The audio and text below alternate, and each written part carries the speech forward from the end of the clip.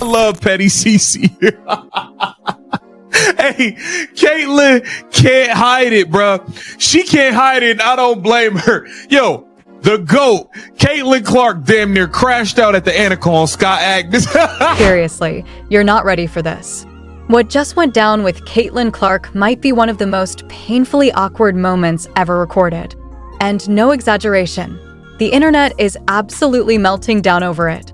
At a simple Pro-Am event, a reporter walked up to her expecting a smooth, harmless little conversation.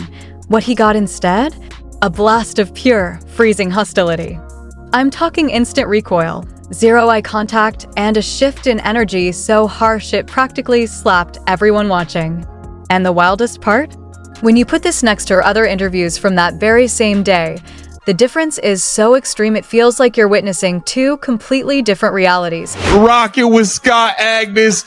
This is crazy. This dude showed up out of nowhere. And you know when you know somebody, you like, they pop up at the house party uninvited, like, who told you to pull up? Scott Agnes showed up at the Annika like, hey, it's me, y'all. But hold up. Before we unravel this entire disaster, hit the comments for me. Be honest. Have you ever dealt with that one person who walks into a room and instantly drains every ounce of life out of it? I want those stories. Now, imagine this. Caitlyn Clark is hanging out at a Pro-Am golf event, calm, collected, giving polished answers like the pro she is. Everything smooth, until suddenly, completely out of nowhere, Scott Agnes from Fieldhouse Files approaches her for an interview, and this is where the story explodes. The second Caitlyn realizes who's standing in front of her, her entire energy collapses. Gone. Just evaporates. Her whole mood flips in an instant, and trust me, it wasn't subtle. This was a gut-level reaction you could practically feel through the screen. And yes, that's exactly the moment everything went sideways. Caitlyn Clark has another Pro-Am behind her. I'm Scott Agnes of FieldhouseFiles.com here at Pelican Golf Club in Bel Air, Florida here on Wednesday afternoon where Caitlyn Clark just wrapped up another Pro-Am playing with Nelly Korda on the front nine, Lauren Wynn on the back nine, and an opportunity more than anything to hopefully bring attention, to bring the spotlight. But wait, let me paint this picture the right way, because you know this feeling deep in your bones. It's that moment when the one person you desperately hoped to avoid suddenly materializes right in front of you, catching you so off guard it feels like your soul leaves your body.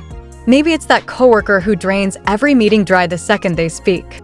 Or that one relative who single-handedly ruins every holiday with their presence.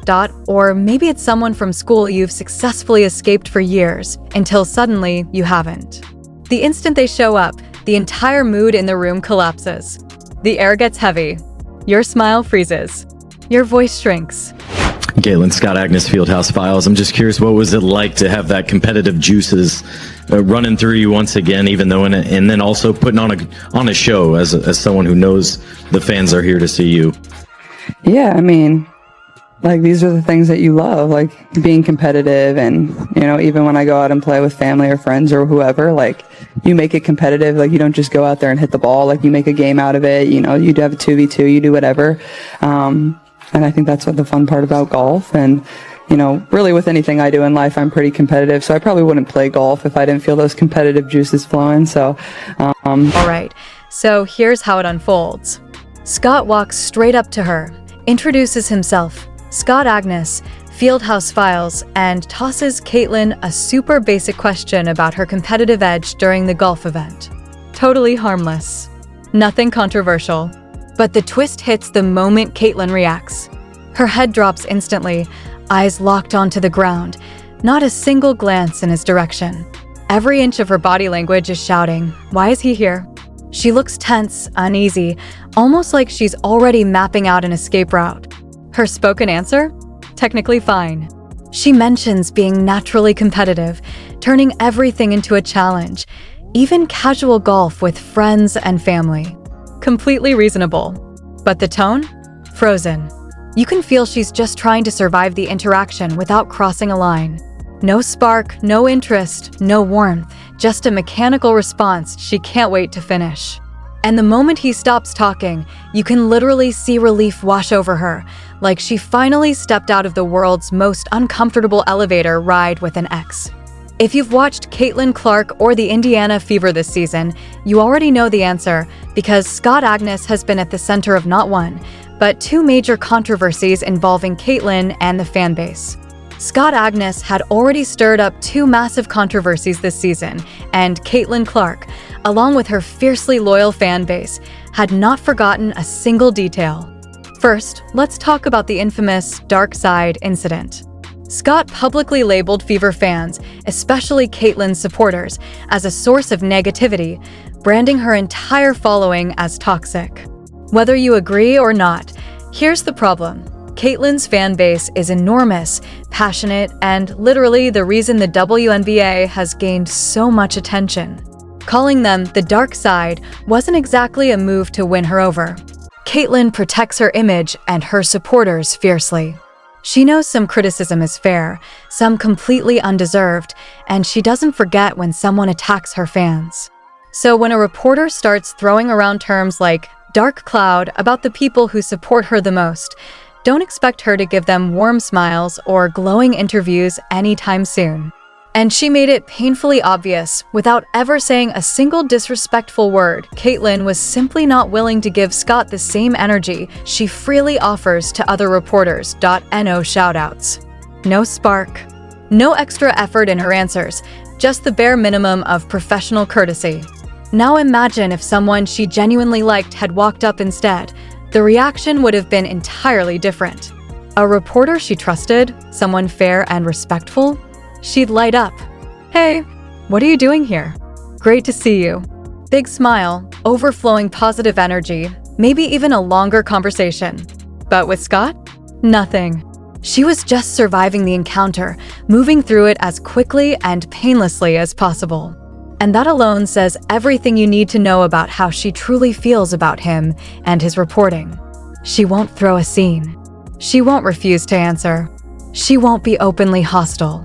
But she also won't pretend everything is fine or fake enthusiasm. I need some lessons, but I honestly haven't played a ton, but it was fun. I think anytime you get to be out here and see these women do what they do really well, it's really inspiring and it's really fun. Obviously, this isn't the environment that I'm usually in, so it's kind of a challenge and something fun that I love that I get to do. So just really thankful that Annika and Gamebridge have me out here, and yeah, just a lot of fun. The weather turned out to be pretty nice, so everybody's like, sorry that it's kind of cold. I'm like, no. Here's the bottom line.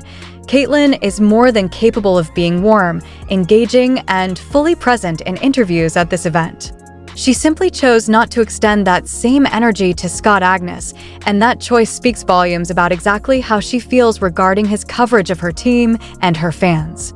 From Scott's side, this has got to hurt. He's a credentialed reporter, regularly covers the Fever, doing what he believes is his job, asking fair questions, and yet, the star player of the team he covers can barely bring herself to look at him. That's not exactly a strong professional relationship. But actions have consequences, right? And one of those consequences seems to be Caitlin Clark delivering the coldest interview of his career. This moment also raises a fascinating question about the delicate dance between athletes and the media.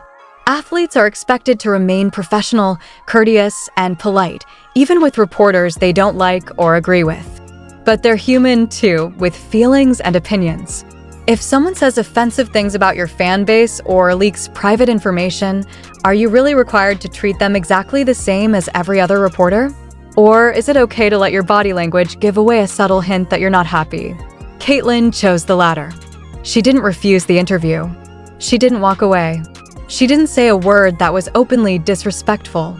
Yet every movement, every glance made it crystal clear. This was a conversation she didn't want to have. And honestly, that might be the most professional way to handle it, staying polite while still making your feelings known.